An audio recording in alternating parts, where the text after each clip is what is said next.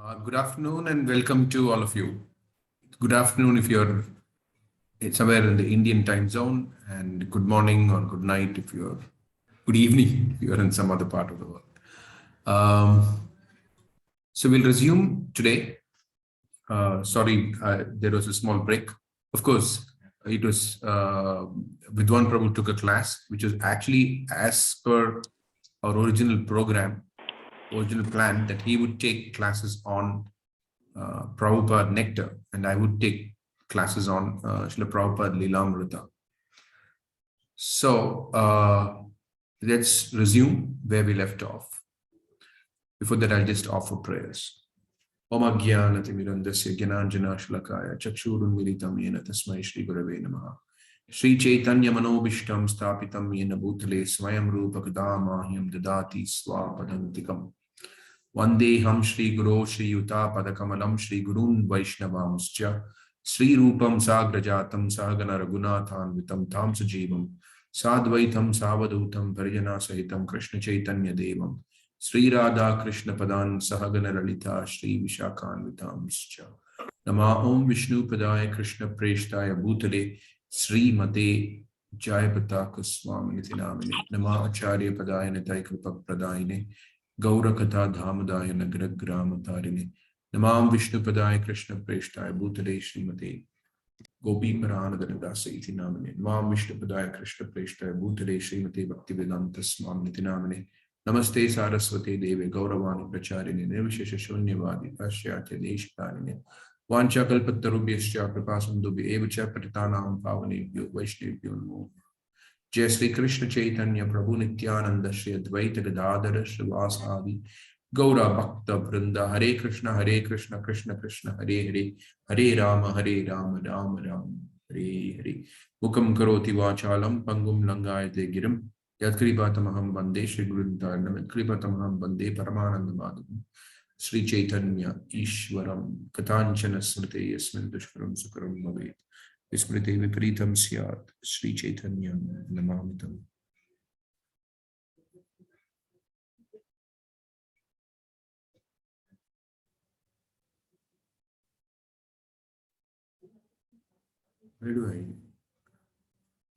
Where's the screen to share?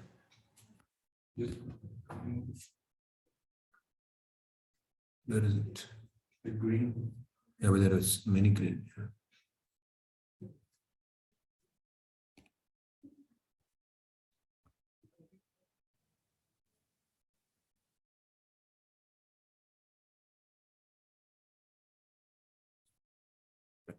What day? Okay.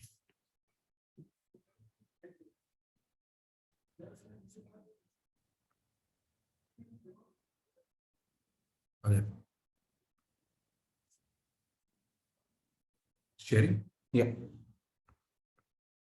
What about the other one? Day 7 is also okay. This is day 7. Okay.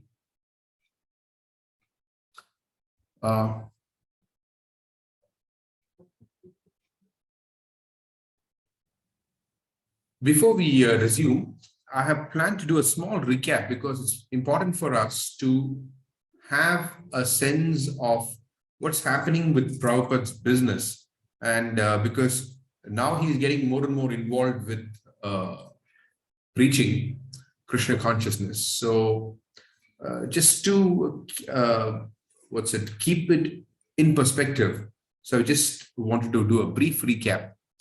So we know that initially Srila Prabhupada worked as a manager in Dr. Bose's laboratory in Calcutta.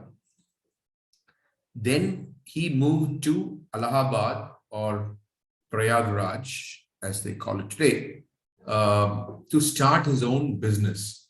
And he was an agent of Dr. Karthik Bose. But in Allahabad, we read how, we discussed how Prabhupada's business failed because he would give credit and it was difficult to recover the credit. And eventually, Dr. Karthik Bose arrived in Allahabad. And the only way he could recover the debts was if Prabhupada would hand over everything to Dr. Karthik Bose, which Srila Prabhupada did, so that he was absorbed of all the debts from Prayag Pharmacy. Then Prabhupada moved from there to Mumbai. And in Mumbai, he was trying to set up a laboratory of his own. And simultaneously, he is working as an agent of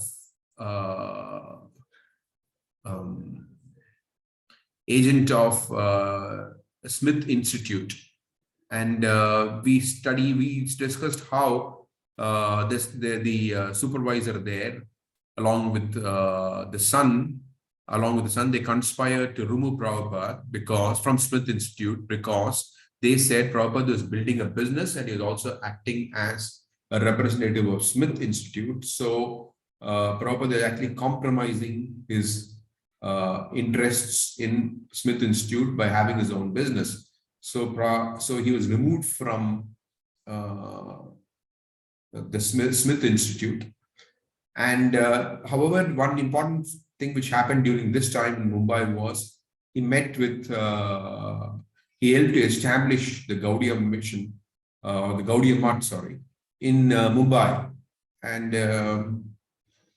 that is a significant event. And Bhaktisiddhanta Saraswati Thakur came there, and we met him, and we studied all that. But I'm just focusing on the part of his business alone here. So Mumbai eventually failed, and Prabhupada had to move his family back from Allahabad to Kolkata. What happened was, when Prayag Pharmacy failed, Prabhupada's families continued to remain in Allahabad. And Prabhupada moved to Bombay. And he would travel back and forth between Bombay and Allahabad. But when the Bombay business failed, he moved his family to Sitakanta Banerjee Lane. We studied there, and how Prabhupada had this a place there and office there, and he also allowed his godbrothers, he permitted his godbrothers to come and preach there. He was in 7 Sitakanta Banerjee Lane. They got, I think he was in 6 and they got 7, or he was in 7 and they got 6. Anyway, it was adjacent. And so the Gaudiya Math members could come and also have their center there. And Calcutta was kind of mediocre, the business in Calcutta. It was not doing great, and neither was it doing bad. It was going on. And that's the first time that he had a dream of Srila Bhaktisiddhanta Saraswati Thakur, where Saraswati Thakur requested him to take sannyas. But what is the effect of the dream? That's interesting, because the effect of that dream was that after that, Prabhupada became very more serious about business, because he said, oh, my Guru Maharaj is asking me to preach. So take sannyas. He was, as Prabhupada says, that he was shaken by the dream. But what he did was he started to make plans for expanding his business. Calcutta was a mediocre operation. So, and since Lucknow was a very big city, so he moved there in 1945 after the World War. He moved there and invested a huge amount of money. I think it was 40,000 rupees. I don't recollect. During last class we discussed. He invested a huge amount of money there, and it was a very big operation, because Prabhupada's idea was, from the profits that could be generated from the Lucknow business, he could use that money to print books. But eventually, that overheads there became very difficult to manage, and he was paying his rents in installments. So everything began, there's a backlog of everything. And finally, the Lucknow business collapsed. And at that time, he had another dream, the second dream of Srila Saraswati Thakur, asking him to take sannyas. So by this time, Prabhupada discussed with his godbrothers. They also said, yes, maybe Krishna is being showing special mercy upon you. He's taking away everything from you so that you can exclusively focus on the mission of Srila Saraswati Thakur. And so when Lucknow failed, Calcutta operations were anyway going on. It was very mediocre. So he shifted back to Allahabad. Now, this is very important because Prabhupada initially started it there. It had collapsed, and now several years later, he was going back to Allahabad. So Calcutta was always something which was like, it was going on, that's it. But the main places of operations were, apart from, main place of operations are originally Prayag, then Prayagraj, then Mumbai, then Lucknow, and now again back to Allahabad. Now, when he went to Allahabad this time, the business was going, was not taking off as planned, but something was going on. So at this time, we noticed that in last session that we had, where Prabhupada discusses his wife's behavior. So what had happened was that because the income was getting lesser, so Prabhupada's wife had moved to her father's house on 72 Mahatma Gandhi Road. And when Prabhupada would come to visit Calcutta from Allahabad, during one such visit, he noticed that his wife had served him food cooked by a restaurant. And you will see a little later that how Prabhupada was very much was not at all in favor of eating at restaurants, especially not cooked by devotees. And this is just a standard part of Vedic culture. People from the Brahminical families or high-class families, they would not go and eat at restaurants. They would have food cooked at home. So when Prabhupada noticed that his wife was drifting away from the standards, then Prabhupada he took a place on Chetla Street that we discussed also. He took a place there and they moved there so that his wife would not get spoiled. Okay, so 1944, we saw that Srila Prabhupada released 2 issues of Back to Godhead, 1944. That's just at the time of the World War. And he released 2 issues. And however, he had to stop after 2 issues because he did not have sufficient money to continue printing. And we also noticed after that, Prabhupada relentlessly continued to preach through letters. So we saw that famous letter that Prabhupada wrote to Mahatma Gandhi.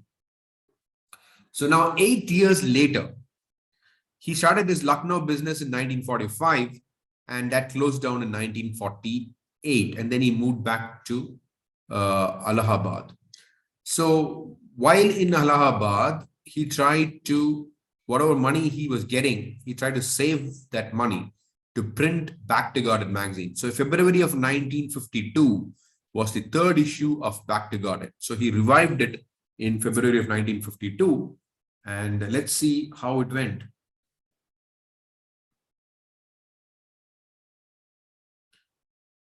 In Allahabad, Abai managed to save enough money to revive the printing of Back to Godhead.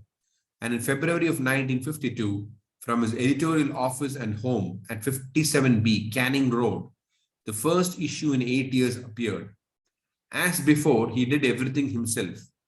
All the writing, typing, editing, meeting with the printer, and finally distributing the copies by hand as well as mailing them to respectable leaders throughout India. Now, any of you who knows about book publishing would know this is a very difficult thing to do. Write, type, edit, meet with the printer, finally distribute the copies also. It's quite a lot of work because I've been involved with publishing books in some ways at different points in my life. So I know the difficulty that's involved in this. It's very difficult.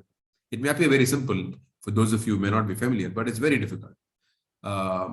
This he felt was the real purpose of living in Allahabad or anywhere.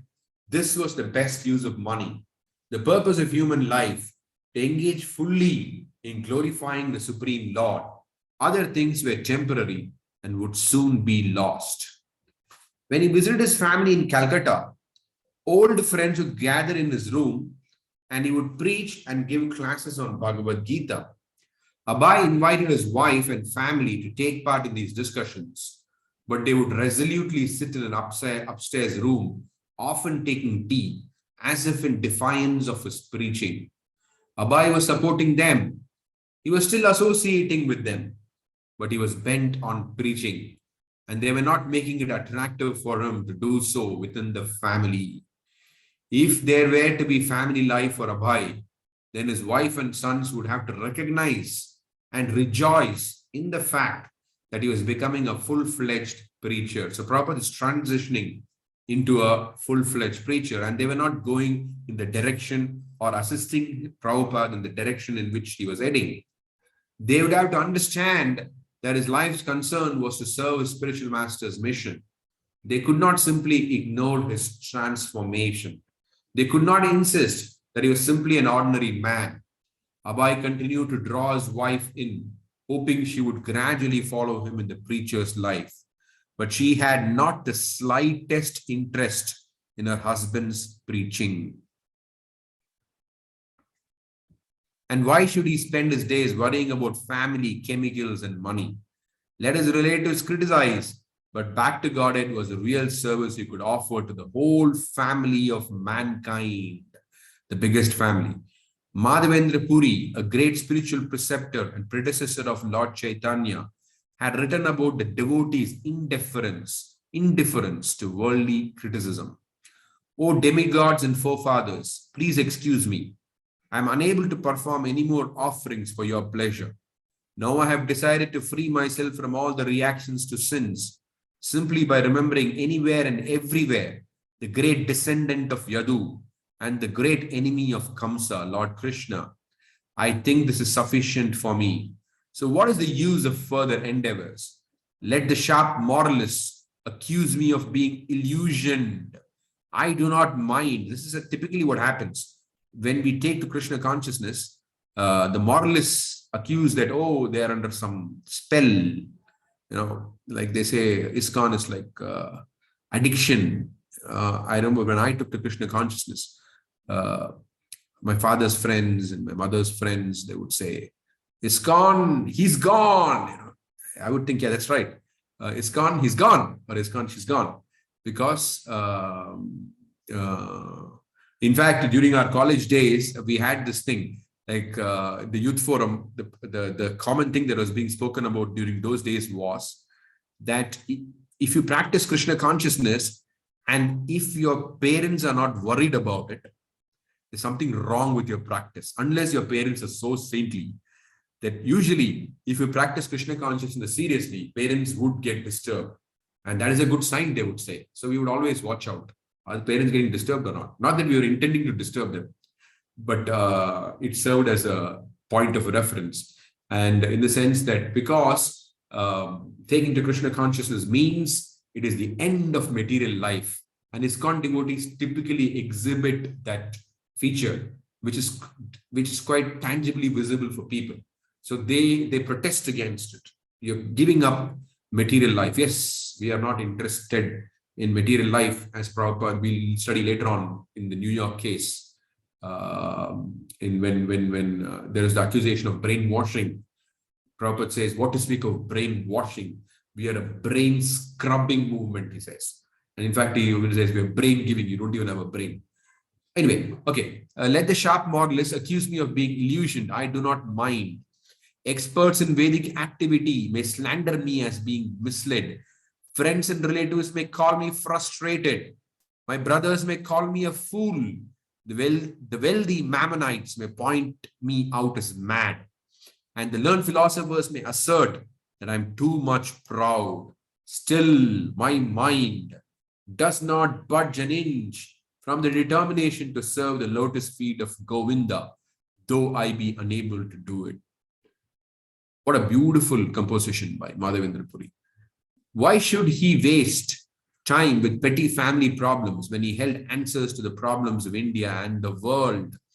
As a knower of Bhagavad Gita, he felt that his first obligation was to offer solutions to the complex crisis of war, hunger, immorality, crime, all symptoms of godlessness. And if dedicating himself to such work meant that other lesser responsibilities suffered, then there was no loss. Now, this is the nature of someone who is a preacher. A preacher always thinks in terms of the world family. Of course, he has to attend to his immediate family, but he is always thinking of the world family. Vasudeva Kutumbakam. He sees everyone as the family of Krishna.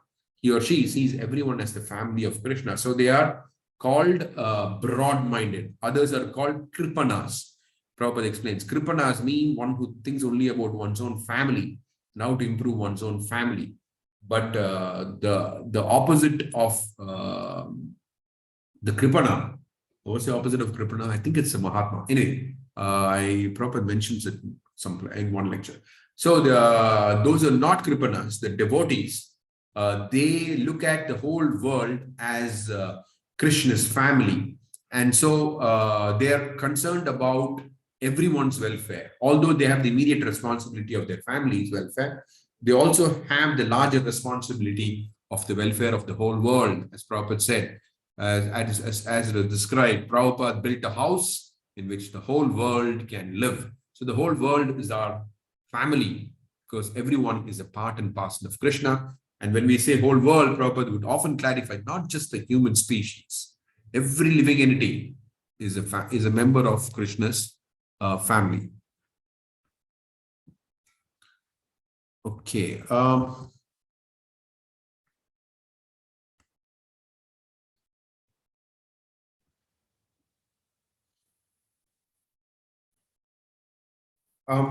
Prabhupada, when he was in Allahabad, as we know, that he would not always be in one place because he would try to get more clients for the products. So he would often travel. And Jhansi was not very far off from Allahabad. So he had gone there on a business trip in October of 1952.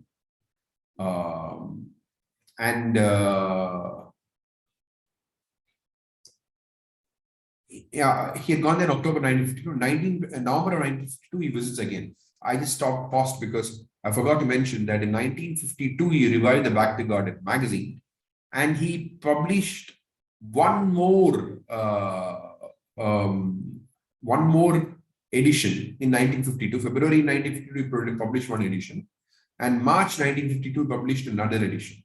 After that, he could not continue. So initially in 1944, he produced 2 editions and he stopped.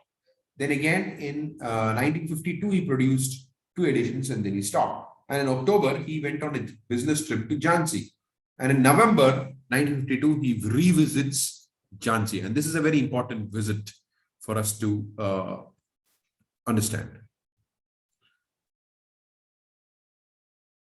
So he went in October and this is the November trip. Abhay was going to Jhansi, not for business, but for preaching. 1 month before, in October of 1952, when Abhay had visited Jhansi on business, Mr. Dubey, a customer and owner of a Jhansi hospital. Customer means because Prabhupada would supply pharmaceutical products. So he was the owner of a Jhansi hospital, Mr. Dubey. So he would take pharmaceutical products from Prabhupada. Mr. Dubey, a customer and the owner of a Jhansi hospital, had invited him to lecture at the Gita Mandir. Many Jhansi people appreciated things religious or humanitarian, whether from Vaishnavas, Theosophists, Mayavadis, politicians, or whatever. They regarded almost any path as dharma, as long as it showed some edifying piety or tended towards the public welfare. Mr. Dubey had read with interest several issues of Bhakti Garden and had therefore requested Abhay to speak. Abhay had been eager and he had found keen interest Amongst the audience of more than 100 people, many of them young medical students and graduates from the local Ayurvedic college. Because Prabhupada is involved in the pharmaceutical industry, his contacts, he had a lot of medical contacts. So this audience were a group of young medical students and graduates from the local Ayurvedic college. Abhay was 56, and his commanding presentation of Krishna consciousness had impressed the young religious-minded people of Jhansi. 25-year-old Prabhakar Mishra, principal of the Vedanta Sanskrit College and head medical officer of the Jhansi Ayurvedic University. That's an interesting combination. A combination of Sanskrit and head medical officer of the Jhansi Ayurvedic University, saw that Abhay was very forceful in his desire to spread Krishna consciousness. Without being forceful in our desire, we will not be able to spread Krishna consciousness. We just start thinking, oh, we'll do something, it will happen, it will not happen. We have to have that forceful desire to spread Krishna consciousness. Dr. Mishra regarded him as a kind of guru, although dressed in white. Here is a humble person, he thought, a real sadhu. Short and stocky, Dr. Shastri, just beginning his career in Ayurvedic medicine, was an active young man, fascinated by Abhay's purity and his vision of a world movement for distributing India's culture. So Dr. Shastri had this fascination for Prabhupada's vision of a world movement, although the others don't seem to have caught that point. But Dr. Shastri seems to have caught that point. Older men like tall Suev Ramcharan Haiharan Mitra, a utensils shopkeeper who wrote poetry and wore a white Nehru cap, also wanted to learn more about Lord Caitanya from Abhay. Dr. Malik, who was the Gita Mandir secretary, and Dr. Siddhi from the university, along with their wives, had sincerely approached Abhay after his talk and asked him please to visit Jhansi again. Abhay had come to them not as a pharmaceutical salesman or as a man with family concerns, but purely as a devotee of Lord Caitanya Mahaprabhu. Although the specific applications of Krishna consciousness as given by Srila Bhaktisiddhanta Saraswati were new to his audience, please note this. Although the specific applications of Krishna consciousness as given by Srila Bhaktisiddhanta Saraswati were new to his audience, these teachings had interested them, and the more Abhay had expressed these teachings and spoken of his ambitions for spreading Krishna's message, the more his hearers had encouraged him. Several of them had suggested he conduct his mission in Jhansi, and they had promised to help him. Dr. Shastri had even invited Abhay to come live with him, and he would introduce Abhay to important citizens and arrange for lectures in the various meeting places in Jhansi. After staying for 10 days, Abhay had returned to Allahabad, but remembering Jhansi, he had been unable to concentrate on his business. Something more important was on his mind, the need for an association of devotees propagating the teachings and practices of Krishna consciousness worldwide.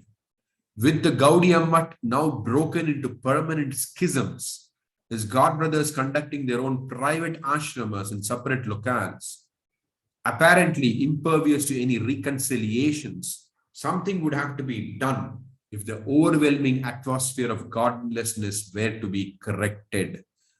So the world is enveloped in an atmosphere of godlessness. Meanwhile, the Gaudiya Math had broken into permanent schisms. So instead of trying to save the world, they had just time only to fight amongst each other for facilities. There must emerge, as Srila Bhaktisiddhanta Saraswati had envisioned, a league of preachers with activities worldwide.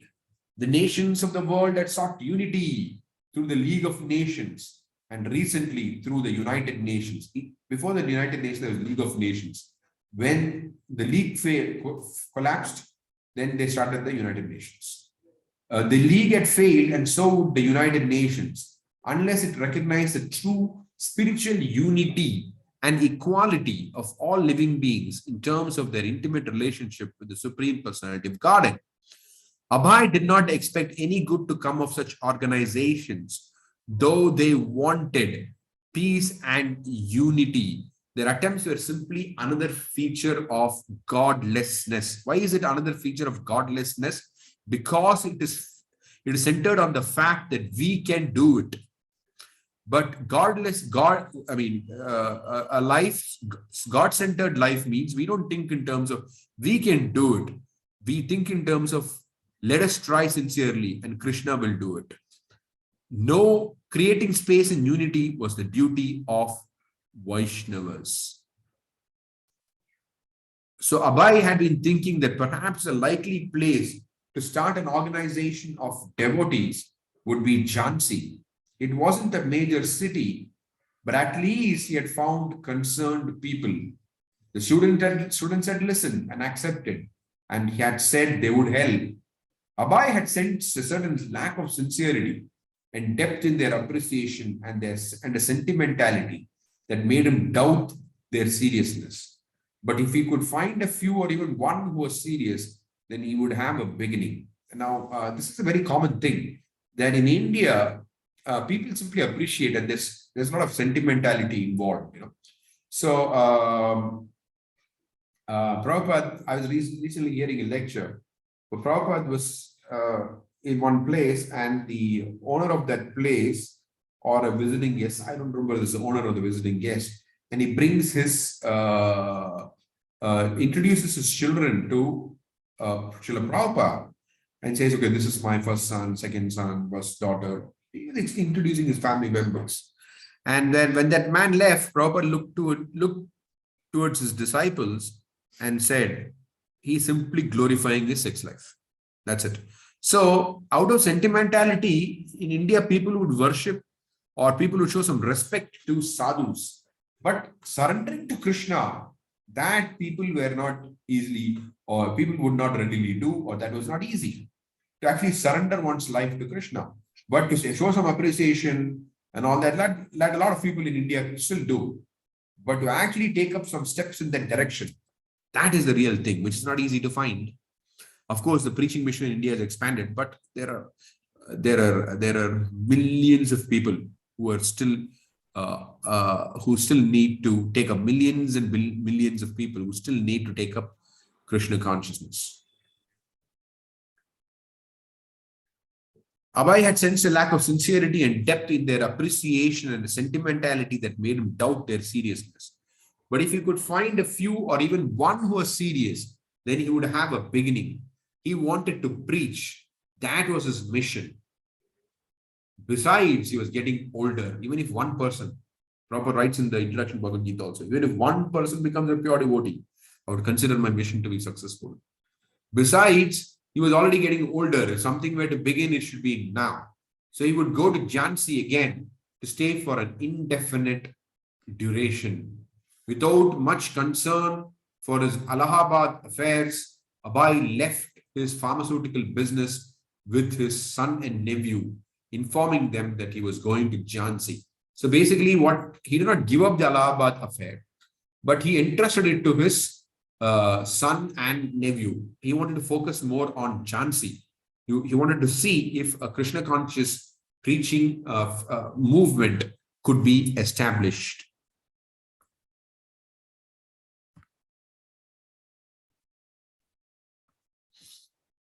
Now, I had brought this up while reading that Dr. Shastri had exhibited a fascination for a worldwide movement. I mean, he was one of these people who could understand the pulse of Srila Prabhupada's intentions. And he had his finger on the pulse of Prabhupada's intentions. So he was very enthusiastic also about this aspect. So Prabhupada, when he came to Jhansi, he stayed with Dr. Shastri. We'll read about that.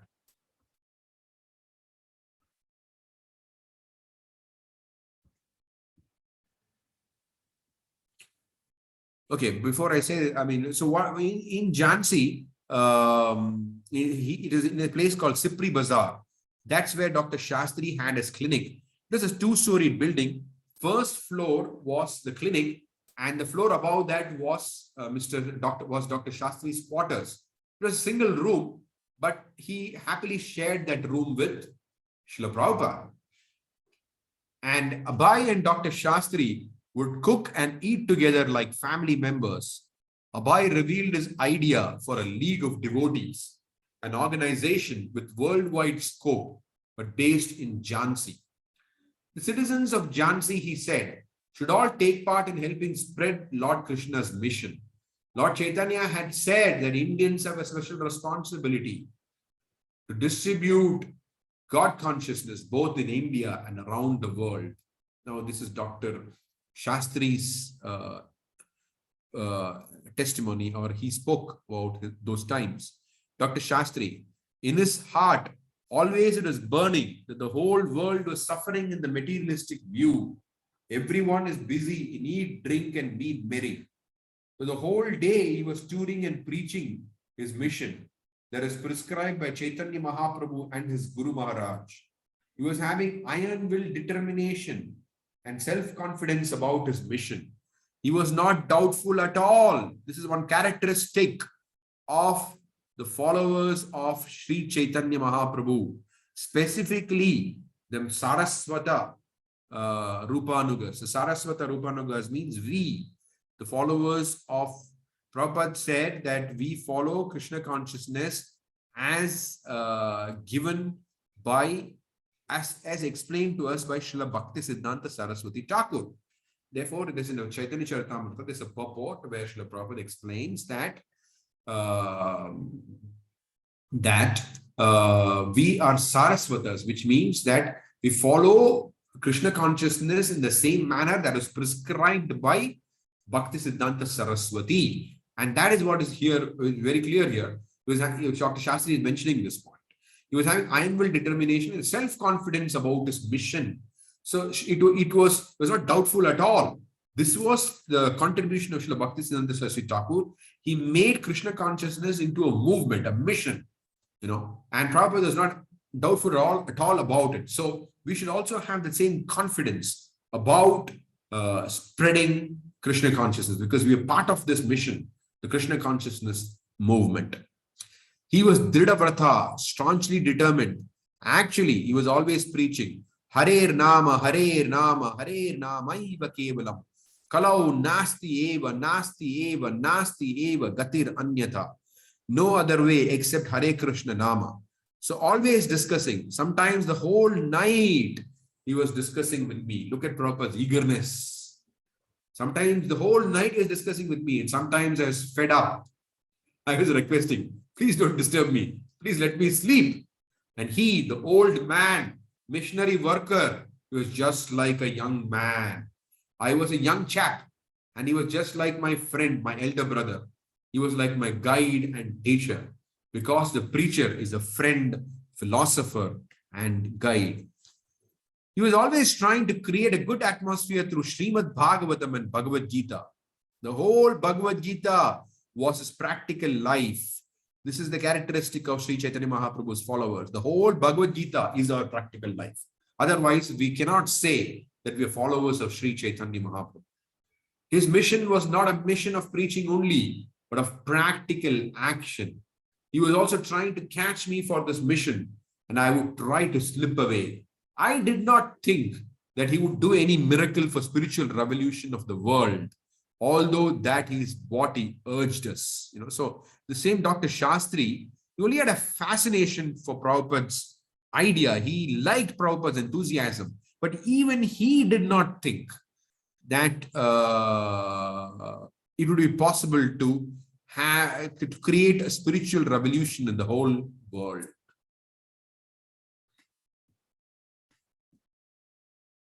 While Dr. Shastri tended his clinic, Abhay sat and spoke with patients, occasionally recommending medicines, but mostly preaching. For now, he was content to live and preach in Jhansi. Here was life, people receptive to his preaching, who responded to his urging them to chant Hare Krishna.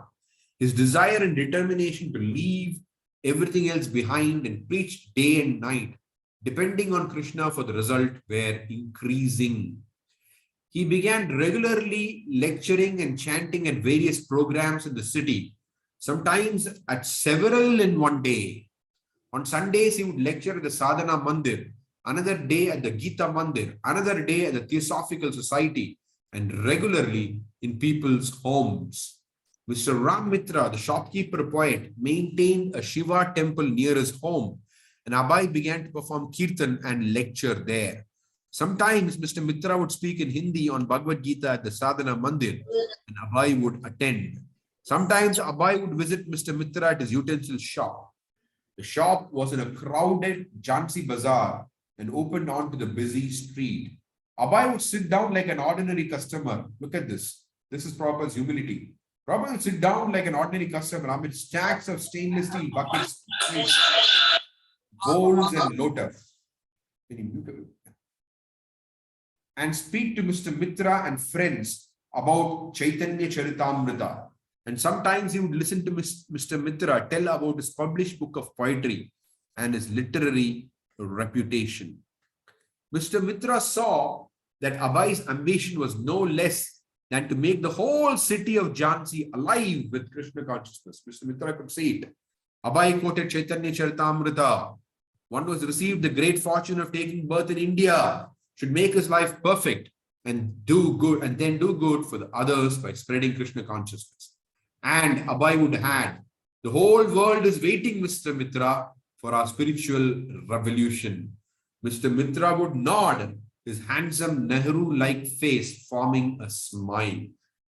But he saw that Abhay wanted people to do more than merely listen to him. He wanted them to do something. That's very important, because it's quite often that you have people listening to us. We have people listening to us, but are they willing to do something? That's the real point. Not just listen.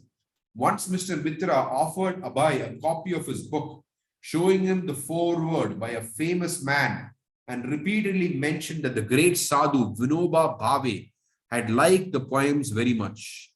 When Mr. Mitra learned that Abhay was a regular milk drinker, he began offering Abhay fresh daily milk from his cow, a black cow.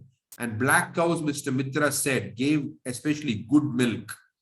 Abhay invited Mr. Mitra to accompany him on foot to nearby villages along with a kirtan party for preaching.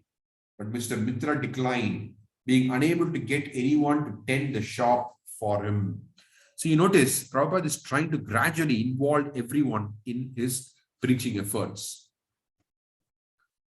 Another young Ayurvedic doctor was Dr. Siddhi, who immediately expressed interest in Abhay's enthusiastic plans for spreading Krishna consciousness. Dr. Siddhi, he came several times to my place. I've got a kirtan room on my roof, and he performed kirtan there as well as the Gita Mandir. We were also going daily to the Theosophical Society. There was an atmosphere, a very pious, sacred and calm atmosphere when the kirtan and preaching and the lectures were performed. He used to play harmonium. We accompanied him for meeting people and preaching his mission. The main thing was to perform kirtan and give a lecture on the Bhagavad Gita and the life of Krishna. Chaitanya Mahaprabhu was his Lord, and I also loved him. Now, if you notice, even in those days, and today, as he set up ISKCON later in the 1960s, there is no difference, the same style of Krishna consciousness. Hearing Krishna Katha, chanting, dancing in Kirtan, discussing Bhagavatam, and going place to place and distributing books and preaching. It's the same thing that he consistently maintained throughout his life.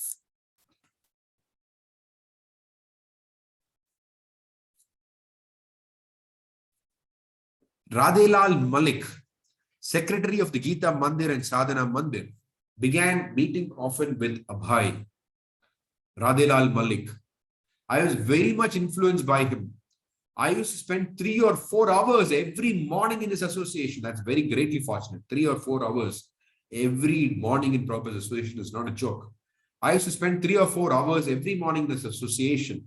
He had many big scriptures.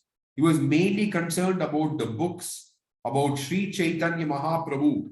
He was also writing at that time. The president of the Gita Mandir and I both volunteered to cook for him. Now, this is the secretary of the Gita Mandir and Sadhana Mandir. Okay, so from this stage where Prabhupada is staying in Dr. Shastri's place and he's giving talks at Mr. Shastri's place, he goes around, tries to spread Krishna consciousness. Then they locate a building called Bharati Bhavan. It was during a morning walk with Radhelal Malik that Abhay first spotted the Bharati Bhavan, a picturesque temple complex across the large Antya pond. The neighborhood known as Antya Tal was quiet and sparsely populated, but it was near Sipri Road, the main thoroughfare between downtown Jhansi and Sipri Bazaar. Abhay inquired from Mr. Malik about the temple, and together they turned from the main road and walked down a sloping footpath that led through the main gates of the compound. They found several secluded acres nestled within a grove of neem and mango trees. The main structure was the Radha Memorial. It was small like a chapel, but its proportions were stout and bold. Sitting on an octagonal stone base, it rose on 8 ornate pillars of red and white chipped marble. It's a very beautiful description. It was small like a chapel, but its proportions were stout and bold. Sitting in an octagonal, which octagon is something which has 8 sides. Sitting on an octagonal stone base, it rose on 8 ornate pillars of red and white chipped marble to a stone dome on top. 2 elephants bearing the goddesses of fortune, Lakshmi, on their upraised trunks, decorated the entrance. Concrete bunting and striped patterns of red, green, and blue added to the decorative yet massive effect. The entrance was marked with the words Radha Smarak, carved in Hindi script, and above it the English translation, Radha Memorial. When Abhay saw the Sanskrit inscription across the side of the stone temple, Hare Rama, Rama Rama, Hare Hare, he turned to Radhelal Malik and said strongly, "The Lord has built this building for my use." From that moment, Abhay was determined to have the building. Mr. Malik explained that the temple had been built in 1939. So this is 1952. So, which means that it was built about 13 years earlier, as a memorial to the wealthy Vaishnava landowner Radha Bai, but at the present was not in use. Dr. Prabhakar Mishra, whom Abhay had already met on several occasions, was occupying some of the rooms, but otherwise it was deserted. Mr. Malik and Abhay sought Dr. Mishra in his quarters in the main building, and when Dr. Mishra saw Abhay's enthusiasm, he invited Abhay to stay there with him. So this is how Prabhupada encounters Prabhakar Mishra. Dr. Prabhakar Mishra, at least he later becomes Prabhupada's first disciple. So he was occupying some of the rooms in Bharati Bhavan. So once Prabhupada met Dr. Mishra, he was impressed with Prabhupada's enthusiasm and he invited Prabhupada to stay there with him. So how Dr. Mishra was conducting a Sunday morning Gita class. Apart from that, the facility was basically available. And he welcomed Abhay to carry on his writing and preaching there. Abhay liked the idea. Immediately he began thinking of uses for the buildings, surveying the land with increased interest. A second larger building, also with stone pillars and facades, held a hall and 5 rooms. Abhay made mental plans for each room. In this room, kirtanas and lectures which large gatherings. In this room, the deity of Lord Chaitanya Mahaprabhu. In these rooms, resident brahmacharis and sannyasis. Guests here, an office there, the printing press here. There is even land for grazing a cow. It was a self-contained unit. Hundreds of people would come here for kirtan, prasadam and discourses. Preachers could go out from here distributing back-to-God magazines. Some could even go abroad with Lord Chaitanya's message. Just give me a second. I just need to drink a little bit of water. Although it's winter.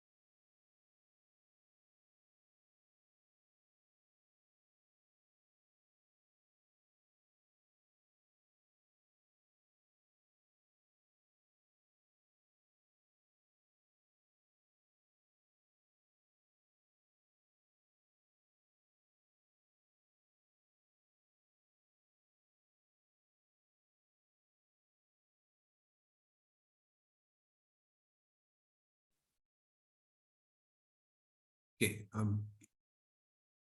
we're back. Okay. As a buy, there was even land for grazing a cow. It was a self-contained unit. Hundreds of people could come here for kirtan, prasadam, and discourses. Preachers could go out from here distributing back-to-God and magazines. Some could even go abroad with Lord Chaitanya's message. As Abhay and his companions walked through the compound, appreciating it as a suitable place to start an ashram, his companions encouraged him, saying they were sure that Mr. Reva Shankar Bhayal, the agent who handled all the properties of Radhabai's descendants, would have no objection to Abhai's living there. Why couldn't the landlord give him the buildings? Abhay asked. They were simply going to waste. If it were actually to be a memorial to Radha, it should be used in Krishna's service, since Krishna is Radha's worshipable Lord. Prabhupada makes a very beautiful argument there. If it is Radha's memorial, then it should be engaged in the service of Krishna. Because Radharani always thinks of Krishna. And subsequently, finally, as Prabhupada envisioned, through his friends in Jhansi, all of them, Dr. Mitra and others, they finally managed to convince the Bharti Bhavan's manager to donate the property in charity to the League of Devotees. Then Prabhupada makes a charter. Now, this is something which is important because there are some elements of the charter which we need to take note of. Okay, so let's go into the charter. During December and January, Abhay prepared, so basically he went in November, and during December, very quickly he got this. So during December and January, Abhay prepared a League of Devotees charter. He wanted to begin vigorous, extensive preaching, following the example of his spiritual master. Once he began to set his goals to paper, the project immediately began to expand beyond Jhansi, beyond India. This is Prabhupada. Always, like Prabhupada would always have a globe, even when he was establishing the Krishna Consciousness movement, and he would point out different places in the globe. He would establish center here, here, like this. So Prabhupada writes, I mean, that was his temperament, that to expand Krishna consciousness across the whole world. And he inherited that temperament from his Guru Maharaj. He wanted to begin vigorous, extensive preaching following the example of his spiritual master. Once he began to set his goals to paper, the project immediately began to expand beyond Jhansi, beyond India. Of course, the League of Devotees was for the young people of Jhansi. They were already expressing great interest, but Abhai's charter described more than merely evening classes and kirtan. It was a broad scheme, including a description of the 4 orders of society, Brahmana, Kshatriya, Vaishya, and Shudra. So Prabhupada had this Varna Ashram idea even then. And detailed plans to accommodate a worldwide religious movement. The charter set forth a probationary period for prospective members. It described spiritual initiation. It arranged for economic reciprocation between individual members and the League. It arranged to provide lodgings for preachers, and it defined prohibited activities. Note this: illegitimate connection with women, intoxicating habit, diets other than regulated strictly on vegetable kingdom, gambling, and unnecessary sporting or recreation enterprises. Now, this is something which we really did take note of, because this is not the only time that Prabhupada wrote this. Even when in 26 Second Avenue, when he performed the first initiation ceremony, he hung a notice outside there. No, there also he says, no frivolous sports, no unnecessary sporting or recreation enterprises, because these sporting and recreation enterprises are an unnecessary distraction from the purpose of human life. For us, Krishna consciousness itself is the greatest recreation, where who in the world can get up in the morning and sing and dance at 4:30 in the morning? Nobody can afford to do it. Only devotees have that privilege, because we have the precious gift of Krishna consciousness. So all this unnecessary sporting, Prabhupada was not very keen about.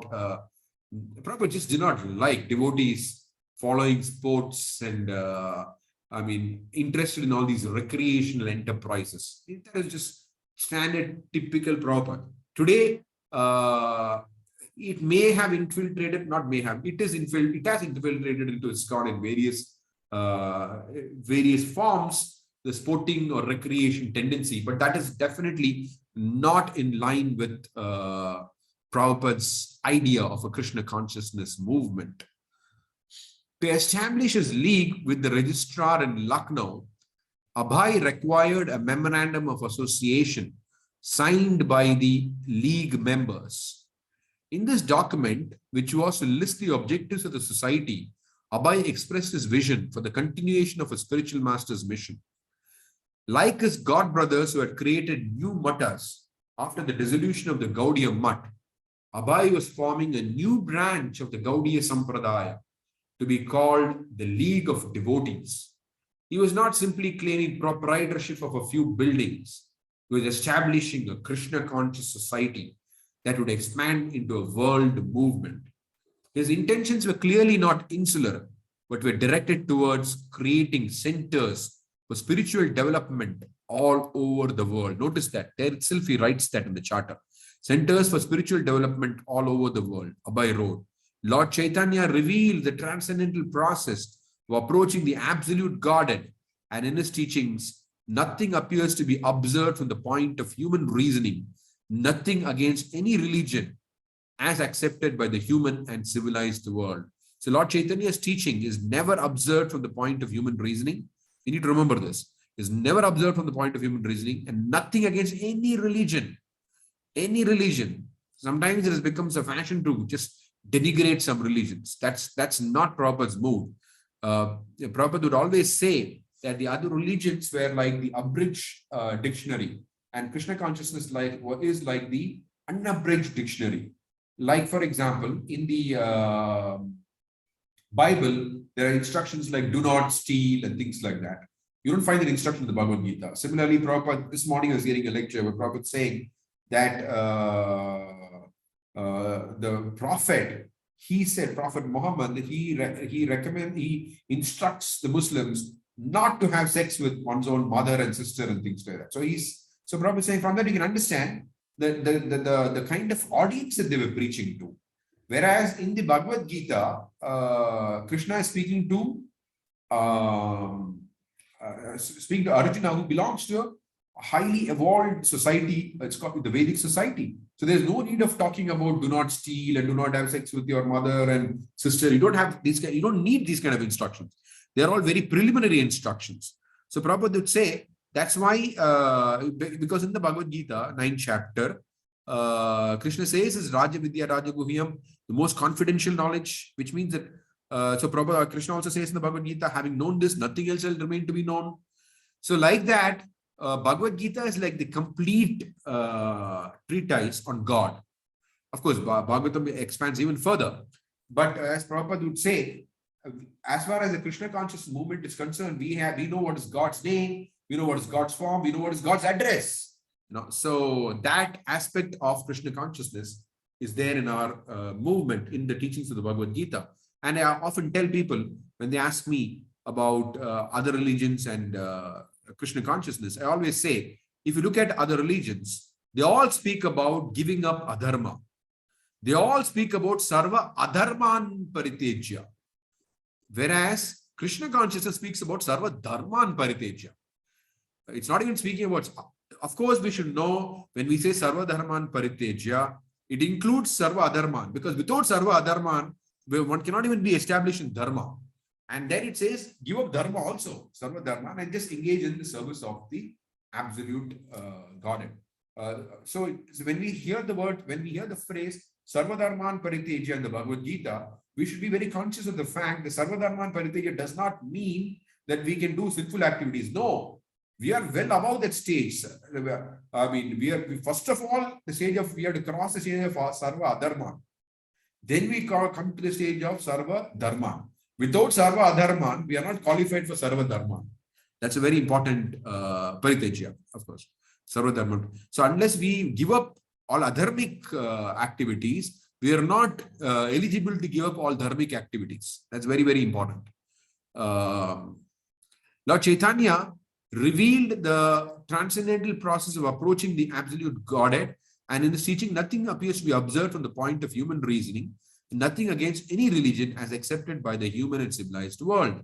In enumerating the League's goals, he included the opening of centers in all parts of the world, thus establishing the League as an international organization for spiritual developments through education, culture, as also by recruiting members from all nations, creeds, and castes. No, notice this. Prabhupada is sitting in Jhansi. Look at the charter. An international organization for spiritual development through education, culture, and also by recruiting members from all nations, creeds, and castes. So he was very focused. Prabhupada was very focused. The League would publish literature in many languages and print a monthly magazine, Back to Godhead. Abhay obtained the necessary signatures for his memorandum of association. He then took the train to Lucknow and on February 4th paid the deposit of 50 rupees and filed his application. He returned to Jhansi. It's a very momentous occasion. February 4th, 1953. He obtained the necessary signatures and he submitted his memorandum of association. He filed this application and then he returned to Jhansi. Subsequently, obviously, once you establish a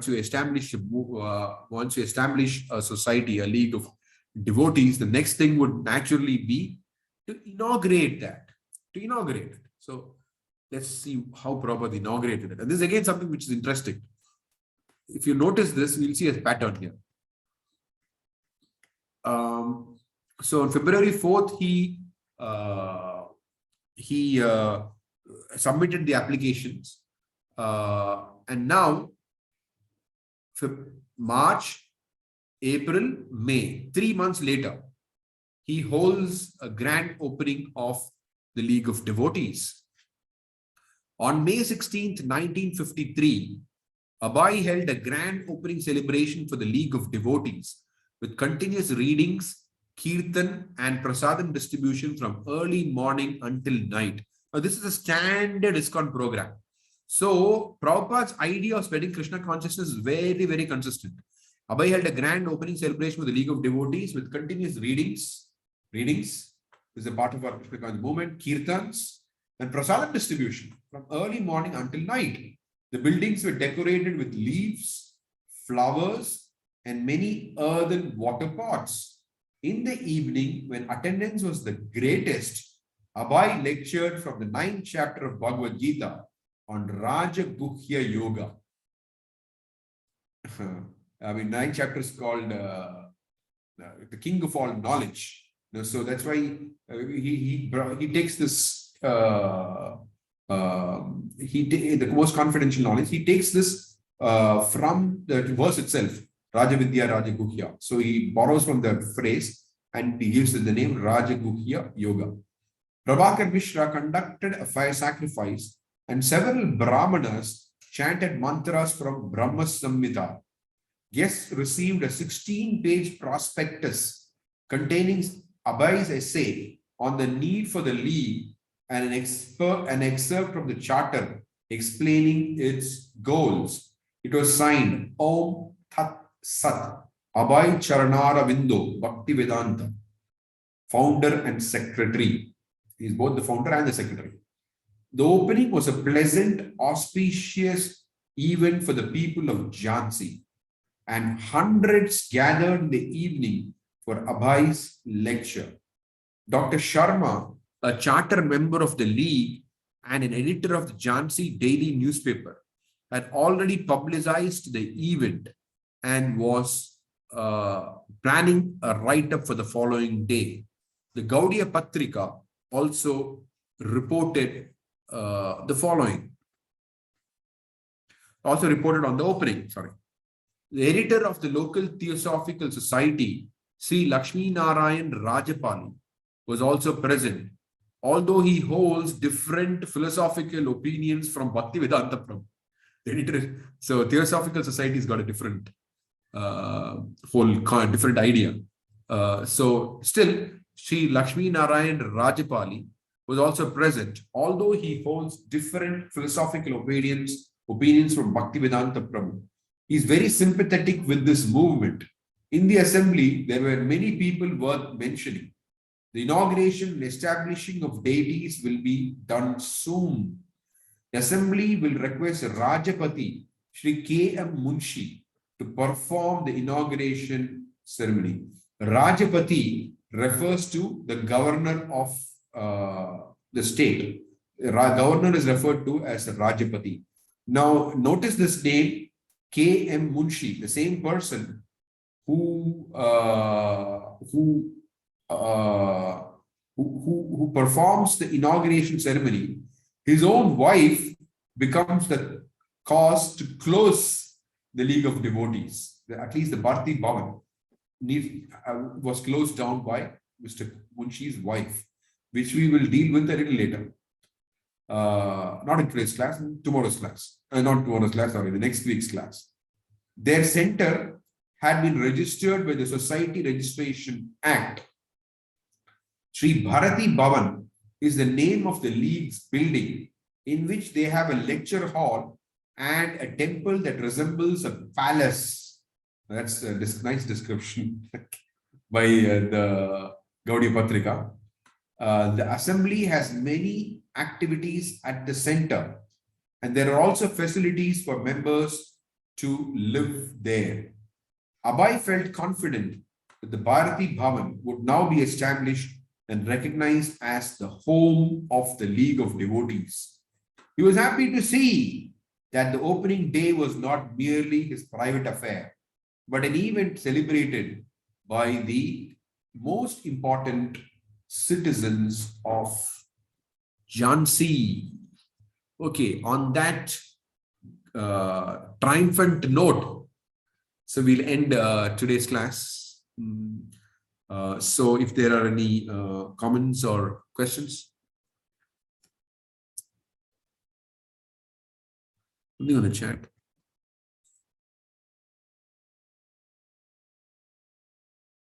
Can you give us the timeline on each of the recaps?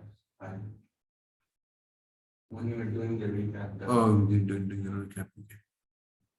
Okay. Where is that?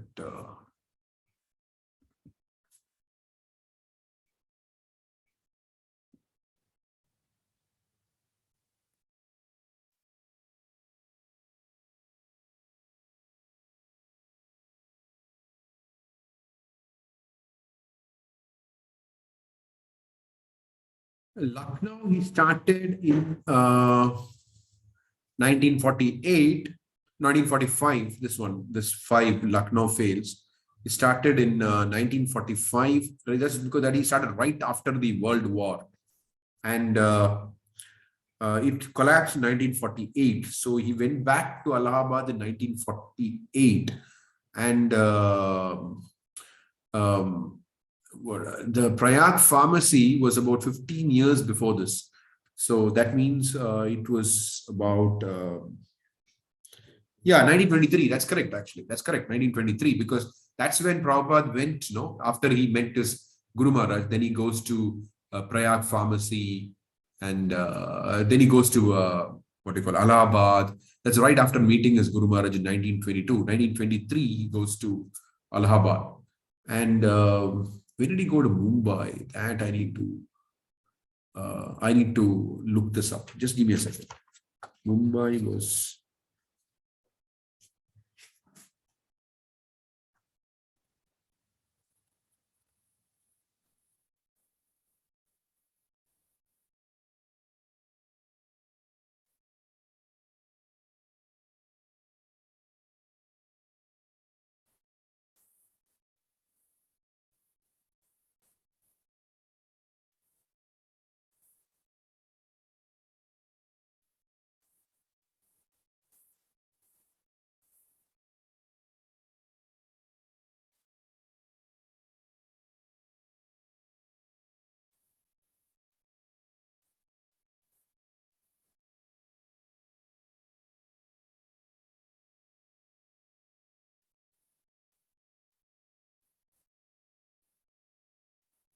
There on the earlier slide, I think I need to just summarize it.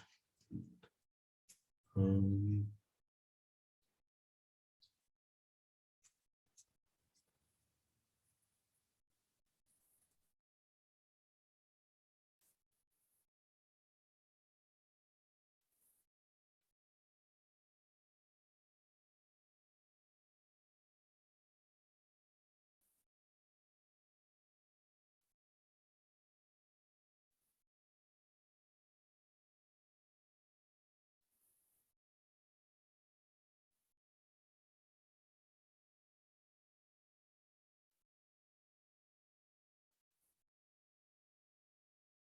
well, 1923 it failed. So I mean, it's not mentioned it very clearly when he moved, but it is around that time. So I think it must be 1923. There's no specific date here.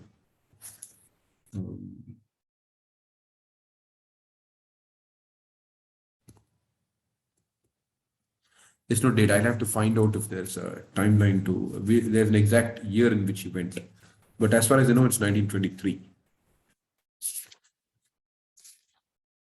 Right after that, Allahabad pharmacy fails. Prayag pharmacy. Okay. Any other questions? Vishnu Vandanamarji. Go ahead. Hare Krishna, Prabhuji, Dandat Pranam. Yes, ma'am. Great class. Thanks for sharing today's class, Prabhuji. I just add one. Actually, it's not a doubt, but it's kind of a sharing what your perspective, Prabhuji. Like Bhakti Siddhanta Saraswati Thakur came in Prabhupada's dream twice, right, Prabhuji? So we also see in our lot of previous acharyas also, when they wanted to give a an important message, they always come in the dream, right, Prabhuji? Then so is that a power of Bhakti Siddhanta Saraswati Thakur that he predicted that Prabhupada will change the world, and he has that power coming into the dream of Srila Prabhupada? And how it does, even like the fallen souls, like at least like me, like even I read entire, I read the Bhagavatam before going to sleep, or read Prabhupada books also. Not a tinge of goodness comes into my dream.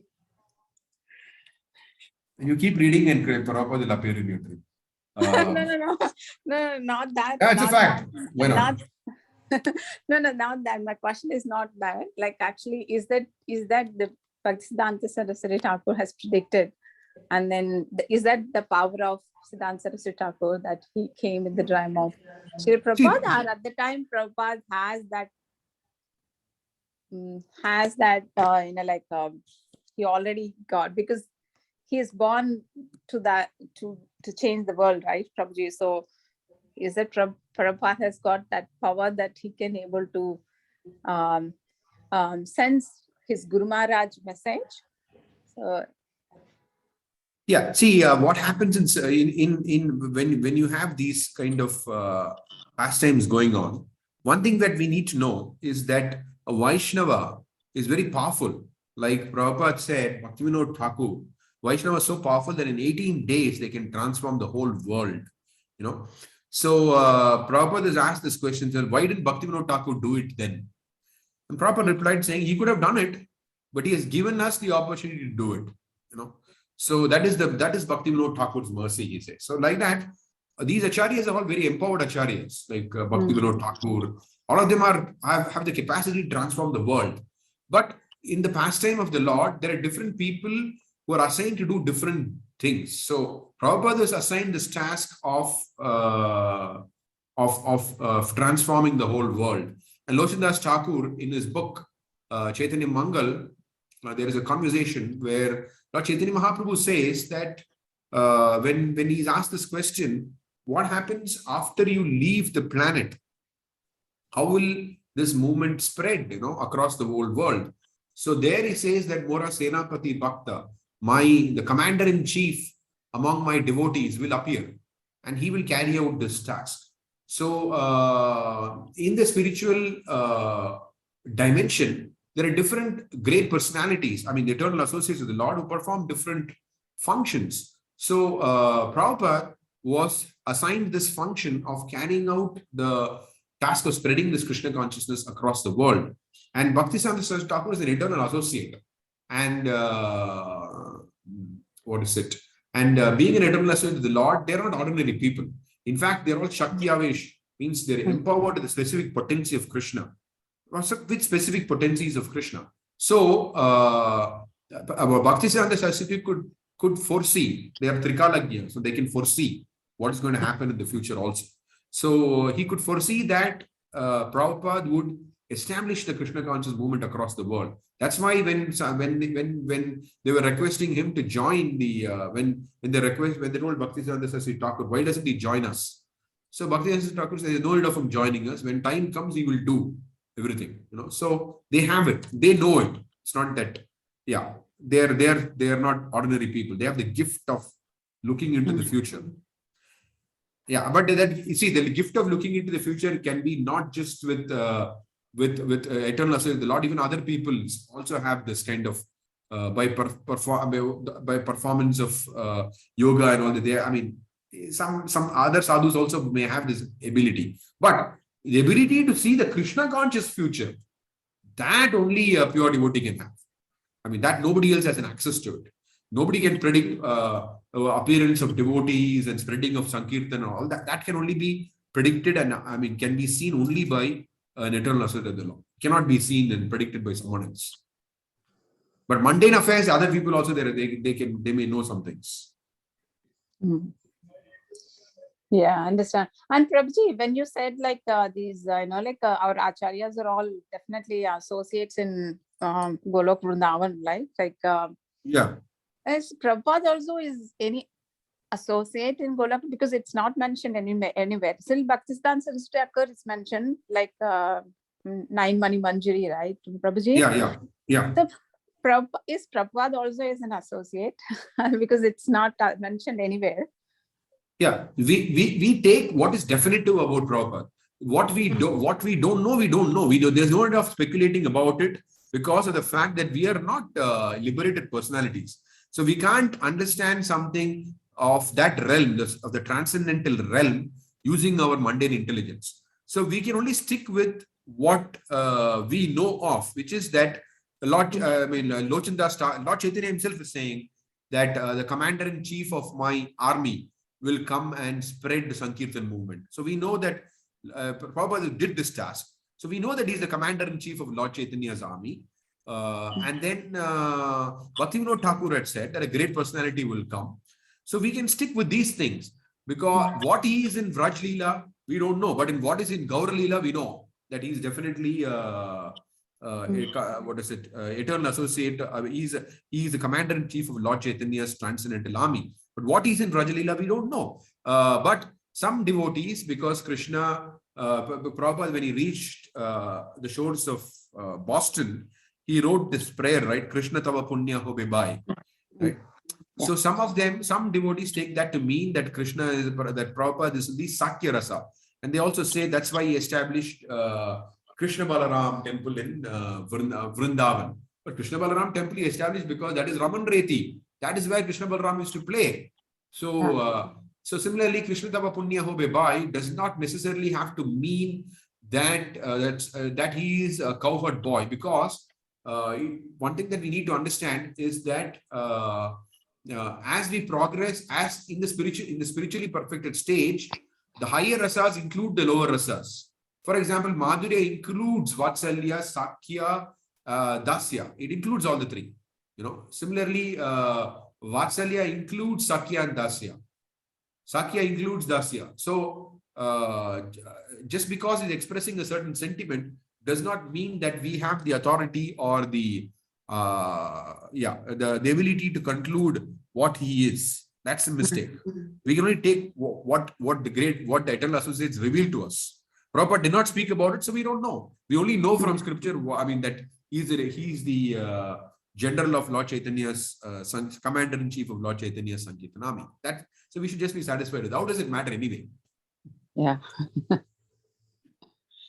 Yes, Prabhuji, thank you so much. And Prabhuji, the way that the points that you are putting in a PowerPoint presentation is really helping. Thanks for that, Prabhuji, because I'm also noting these points, like, you know, it will really help to recap. At the end of each volume, I will, because there have been requests for sharing it, because I want to fine tune a little bit here and there, you know. So what I'll do is at the end of the first volume, I will share the whole whatever material that I've been reading from. It's from Leelamrita only, but I've been choosing some sections. Some sections have not been, I've only been summarizing it. Some I've been reading as well. Yeah. All right. Thank you, Prabhuji. Thank you so much. Hare Krishna, Prabhuji. Prem Gaur Sundar Prabhu. Prabhuji, Hare Krishna, Dandavad. Yes, Prabhuji, I just wanted to check with you regarding these various chapters which we are finishing. Like you mentioned, if we could get the bullet points of things which devotees can apply, you know, in their practice, it will be very, very useful, like some salient important siddhantas or points for our own application and improvement in devotional service. Sure. When I share that this thing at the end of each volume, I will share this also, the bullet points also, for sure. Yeah, okay. Thank you, Prabhuji.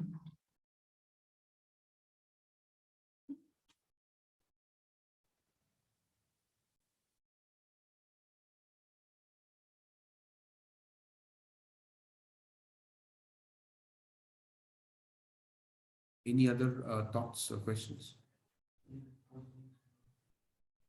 No, but we have still some more time to half an hour to go if someone wants to.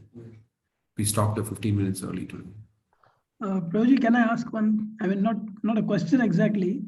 Sure. But I don't know whether it is in this Leelamrit or somewhere else I read that once Prabhupada was in his room and one devotee or his secretary or somebody wanted to go in, but then he saw from the keyhole that Prabhupada was lying on the floor and things like that.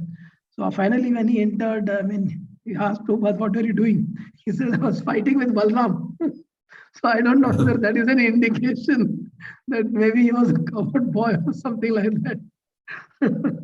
No, see, one thing is that during Prabhupada's time itself, there were so many of these Prabhupada said, you know. So he said, don't take these Prabhupada said so seriously. He said, just stick with what I've been teaching, you know. So we have to see how reliable those testimonies are. That's very important also. And whether they're in alignment with what he has presented, not presented.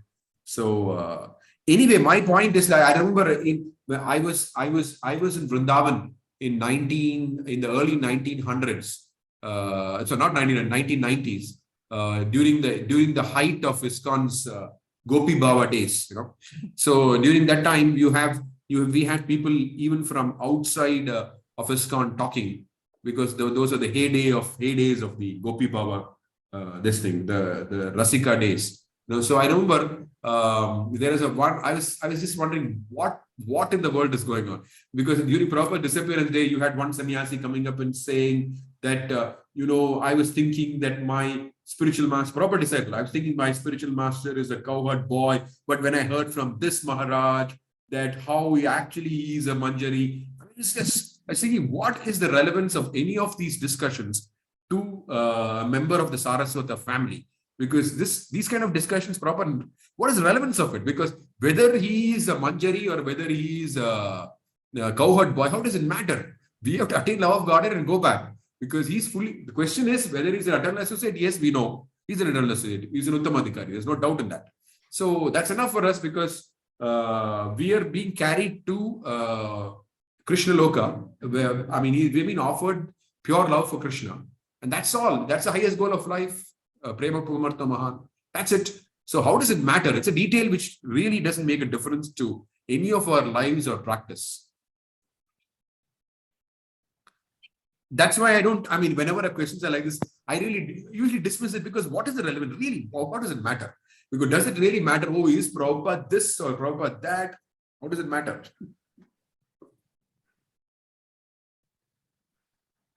I'm not speaking in a condescending manner. I'm just trying to say that it really doesn't make a difference.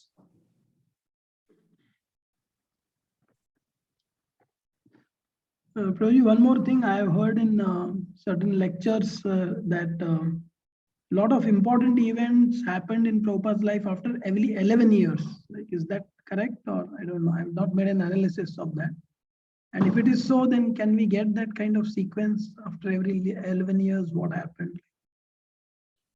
You mean to say that every 11 years something important happened? Something very important, some event like that happened. See, it is not some spiritual thing or something like that. No, it's not spiritual. That is maybe somebody's individual analysis of things. Neither would it. I would hesitate to think that it has got some spiritual significance at all. No, there's no spiritual significance. Yeah. Okay. Just for the record, statistical record, That's okay. Let me see if I can see some pattern or not. Yeah. No, the reason that I don't usually get into things like that is because what happens is, it may start as a statistical fact, but eventually it becomes like some kind of it gets canonized into some kind of a authoritative, bona fide kind of a thing. Like how they had this this ceremony, marriage ceremony, where there was a cat which suddenly came into the ceremony, and they threw a basket on top of the cat so the cat doesn't disturb the ceremony. And subsequently, all the next generation started following it. So that is one of the reasons that I'm reluctant to make those kind of analysis, because although it may not be stated like that, but eventually people will start taking it to mean, oh, this number has significance in Prabhupada's life. And it's just, you don't know where it's going to end. Yeah.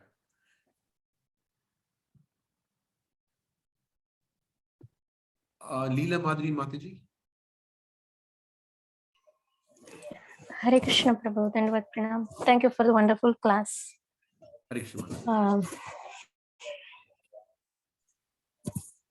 Prabhu, if it is possible, every end of the session, if you could share some practical applications, which we, especially myself, wanted to follow, and then so that I also will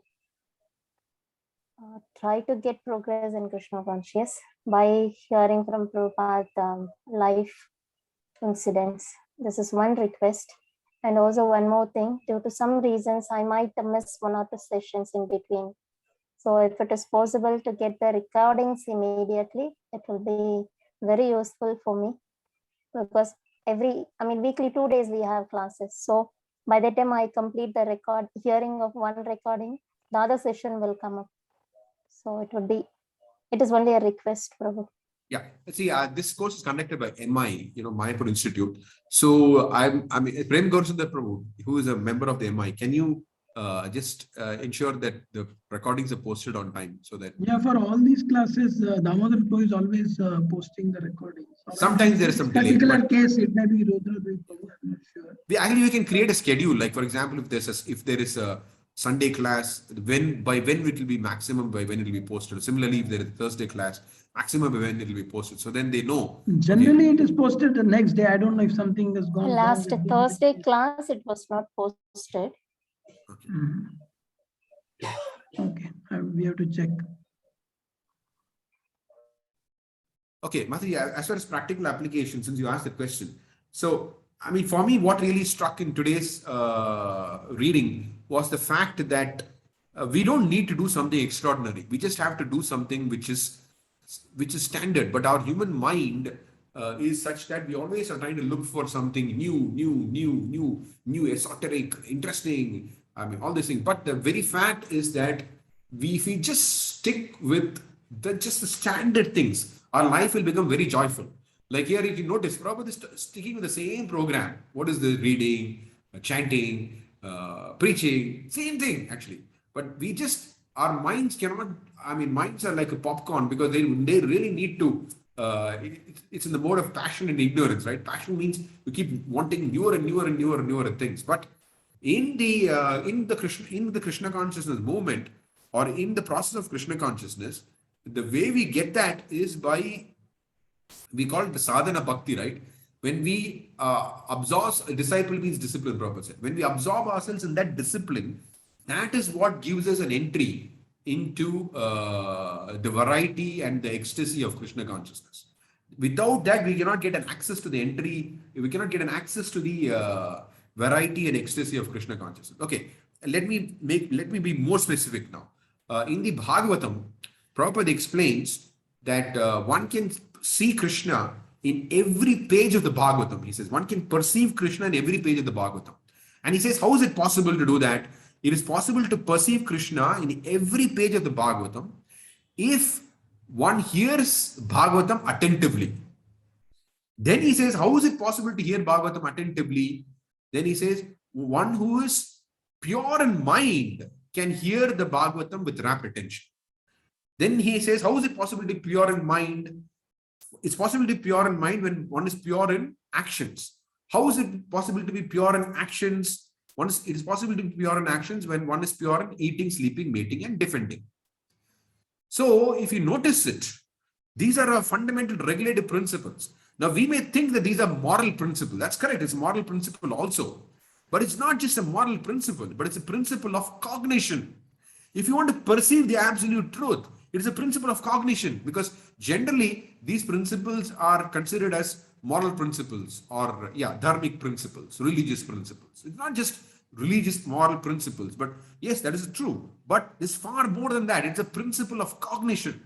If you want to perceive Krishna, it is part of that sequence, right? Prabhupada said, if you want to perceive Krishna, you have to hear it with rapt attention. How can you hear it with rapt attention if your mind is not purified? And how can your mind be purified if your actions are not purified? And how can your actions be purified if you are not pure in the actions of eating, sleeping, mating, and defending? So like that, we need to be conscious of this fact that the process of Krishna consciousness given to us by Srila Prabhupada, like in the morning program, especially the morning program, chanting 16 rounds, hearing Bhagavatam, serving devotees. This may appear like a very standard thing. We've been hearing it over and over and over again. But if we do it over and over again, it will never appear the same. We look forward to it. It may appear a very routine activity. But the moment we absorb ourselves into that routine, then the ecstasy begins, then the variety begins. So we should be conscious of this fact that What is it? Sometimes devotees ask this question. I have this problem, what is the remedy? I have that problem, what is the remedy? For all the problems, there's only one remedy. Chant Hare Krishna, follow the process which Prabhupada has given. But then they say, oh, impractical. What is impractical? That's the most practical thing to do, actually. Of course, there could be some things which require there could be some mundane affairs which require some mundane attention. For example, if there's a marriage problem. Okay, apart from chanting Hare Krishna, you may also have to know you're dealing with matter, right? Suppose you're dealing with a computer. You need to know how to operate the computer. Otherwise, you will be stuck. Apart from chanting Hare Krishna, you also need to know how to operate the computer. Similarly, if you're dealing with marriage, you may also need to know how marriage works, what are the principles on it works. Like that, you may need to have some practical, but the fundamental principles will remain the same. We can try to know how the marriage, how the principles of marriage operate. But if we forget the fact that we need to chant and follow the regulative principles of Krishna consciousness and do whatever Prabhupada prescribed, the ecstasy will be missing, the variety will be missing, everything will be missing. So we cannot just try to fix one kind, look at only one aspect of it and try to fix it. The fundamental aspect has to be fixed first of all. The fundamental aspect is our practice of sadhana bhakti. That has to be steady.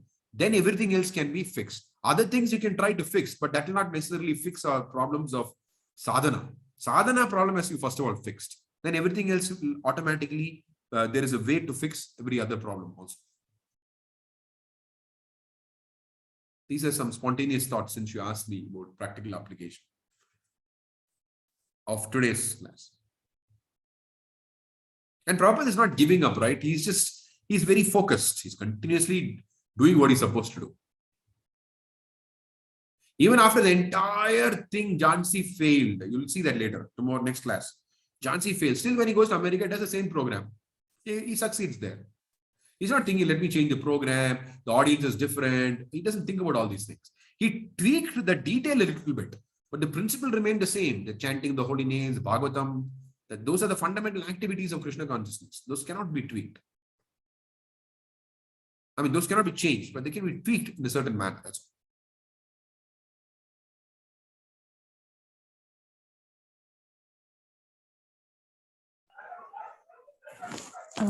Can you please confirm, Prabhu, whether my understanding is right? Yep. That means we should continuously do what has been prescribed for us in Krishna conscious. That's and right. Should not expect any results. So the results are in the hand of Guru and Krishna. It is not in our hand, but continuously try. No.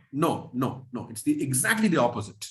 Prabhupada says, if you practice Krishna consciousness, the test is that you will become attracted to Krishna and your attraction to Maya will decrease. He says, this is the test. This result has to come.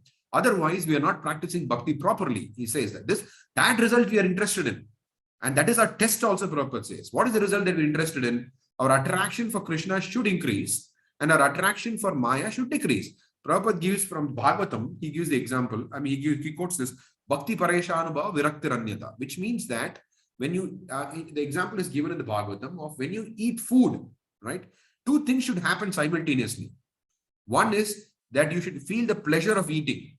The other is you should feel your hunger going away. Both should happen. If you feel pleasure of eating, but your hunger is not going away, Prabhupada says that means you have some worms in the stomach. That's why your hunger is not going away, right? So like that, the test is, what is that? When we practice bhakti, when we practice sadhana bhakti, we should see that progressively we are getting more and more attracted for Krishna. The madness for Krishna should be increasing. The person is becoming more and more mad after Krishna. That madness should increase. And at the same time, our attraction for material affairs should decrease.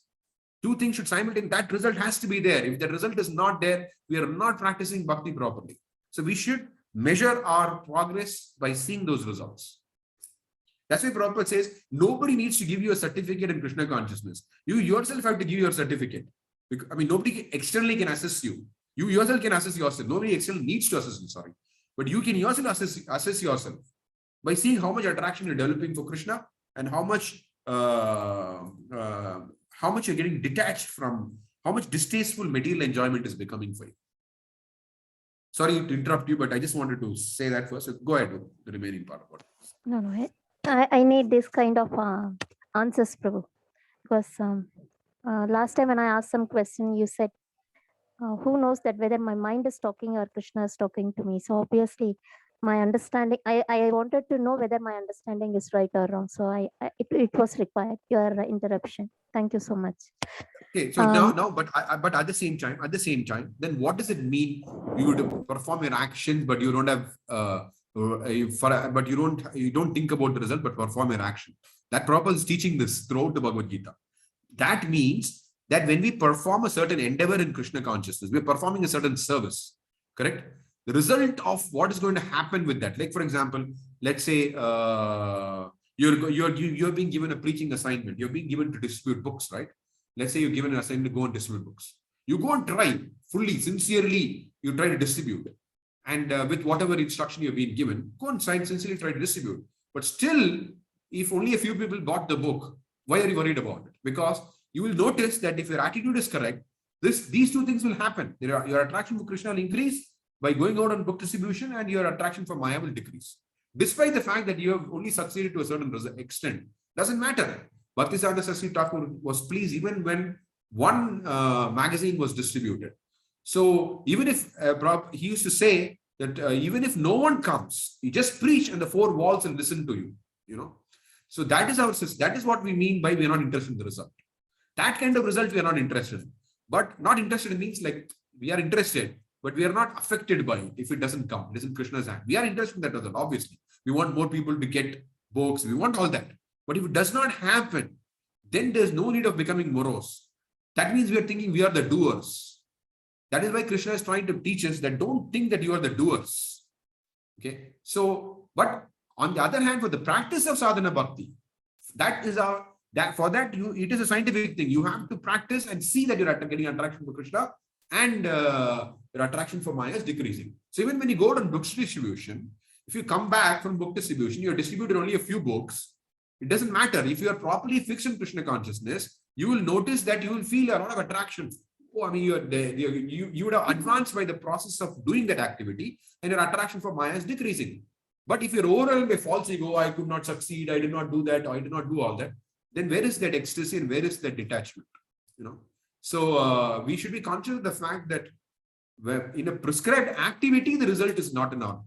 But sadhana bhakti, very much. If you practice properly, of course, it's not like a computer program. You just type in something and automatically result will come. No. It has to be done with the proper attitude. That is there. It cannot be that, okay, I just chant Hare Krishna, Krishna Krishna, Hare Rama, Hare Rama, Hare Hare. Somehow I feel 16 rounds. No. Prabhupada says chant like the genuine cry of a child for his mother. Then you see what happens. So it's not just the activity itself, but if you perform the activity with a certain consciousness, as Prabhupada is saying, then the result is definite. Those things, for sadhana bhakti, the results are definite. But for, of course, the services are also part of sadhana bhakti. What I meant to say is like chanting, reading, these things are all the common prescriptions for all of us, right? You have to also chant, I have to also chant. You have to also hear Bhagavatam class, I have to also hear Bhagavatam class. This is common for all members of ISKCON. Those activities, you have to be conscious of the result. But other activities, we try our best, right?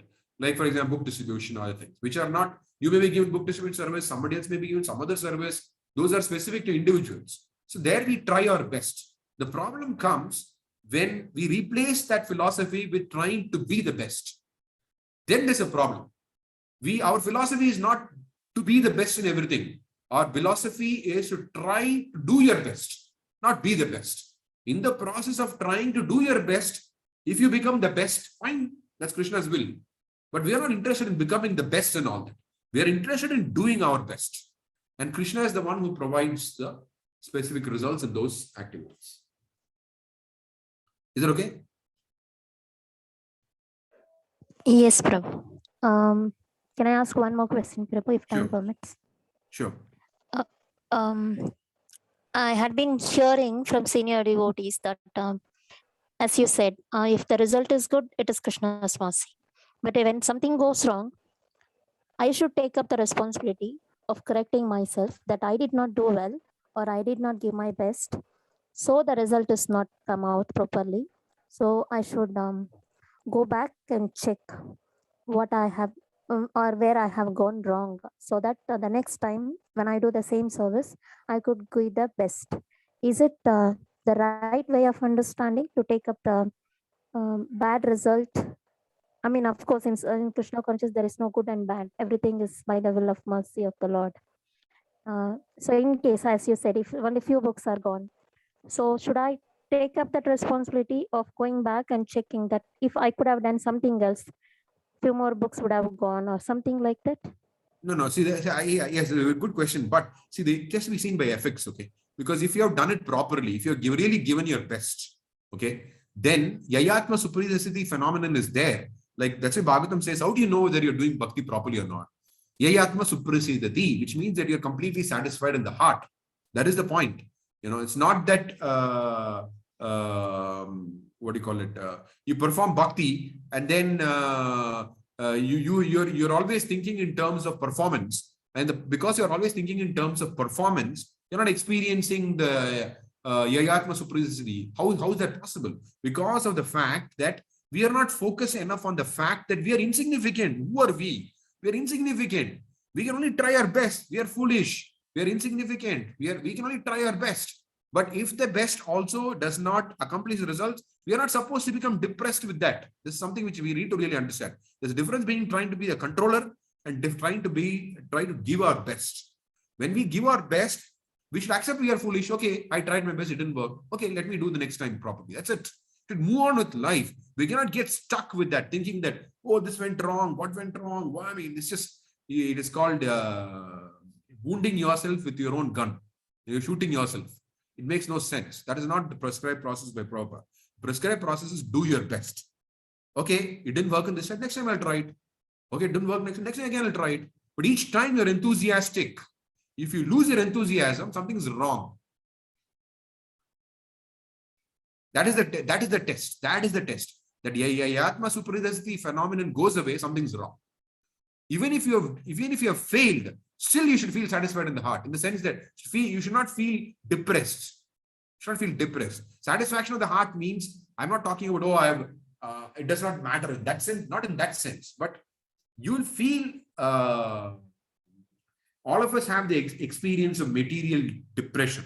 Not depression, maybe not all of us have gone through a phase of depression, but we know material sadness at least. Now, what is material sadness? So we can easily distinguish, is this material sadness or is it contentment of the heart? They're two different things. Easily one can distinguish. So even if one is not able to distribute a book, even one book, we go out 4 hours and not able to distribute a single book, you're not supposed to feel depressed. You're not supposed to feel depressed. It's Krishna consciousness is a process of hope against hope. Okay, I did not do it this time. I will do it next time. One should feel enthusiastic. No. One should feel more determined. No, yes, I will do it next time. Not that, oh, I did not do what to do. I'm fallen and this and that. That's all called the platform of the false ego. So false ego does not mean I'm great. It also means I'm worthless. Both are false ego.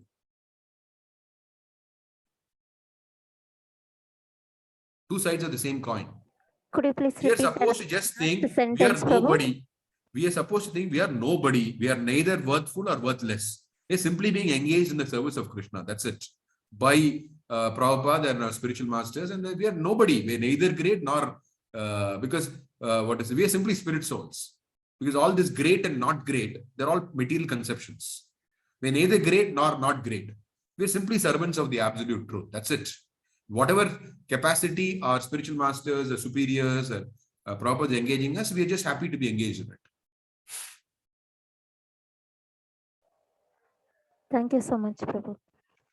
Hare Krishna.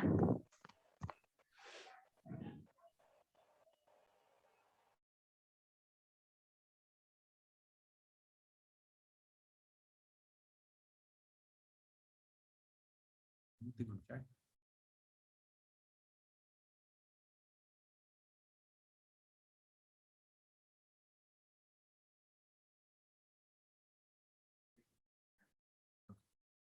Okay, so if there are no further comments or questions, we can end for today. Vancha kalpatarubhyascha kripasindubhyevacha paridhanam pavanebhyo vaishnavabhyo namo. Hare Krishna. Hare Krishna.